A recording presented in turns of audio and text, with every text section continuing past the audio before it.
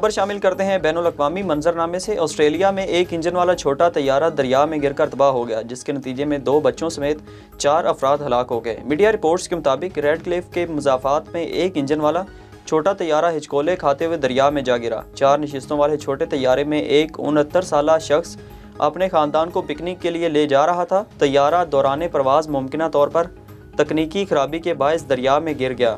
حکام نے تحقیقات شروع کر دی ہیں۔ لاشوں کو ریسکیو اہلکاروں نے خصوصی آپریشن کے ذریعے پانی سے باہر نکالا۔ امریکی کانگریس کے ممبران نے منجمد اثاثے افغانستان کے حوالے کرنے کا مطالبہ کر دیا۔ امریکی کانگریس کے 37 ممبران کی جانب سے امریکی سیکرٹری خارجہ اور سیکرٹری خزانہ کے نام خط لکھا گیا، جس میں مطالبہ کیا گیا کہ افغانستان کے منجمد اثاثے اقوام متحدہ کے ذریعے افغانستان کے حوالے کیے جائیں۔ خط کے متن کے مطابق عالمی اداروں کو افغانستان میں کام کرنے کی اجازت دی جائے۔ افغانستان میں 1,84,00,000 افراد امداد کے منتظر ہیں۔ بھوک کے باعث بڑے پیمانے پر ہجرت کا خدشہ ہے اور مہاجرین کا بحران ایک بار پھر خطے کو غیر مستحکم کر سکتا ہے۔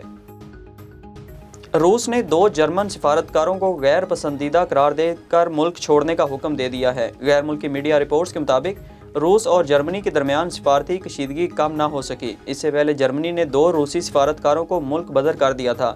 جرمنی 2 سال قبل برلن میں ہونے والے ایک قتل کا الزام روسی حکومت پر ڈال رہا ہے۔ جرمن حکام کے مطابق سابق چیچن رہنما کے قتل میں روسی خفیہ ادارہ ملوث تھا، جبکہ روس ان الزامات کی تردید کر رہا ہے۔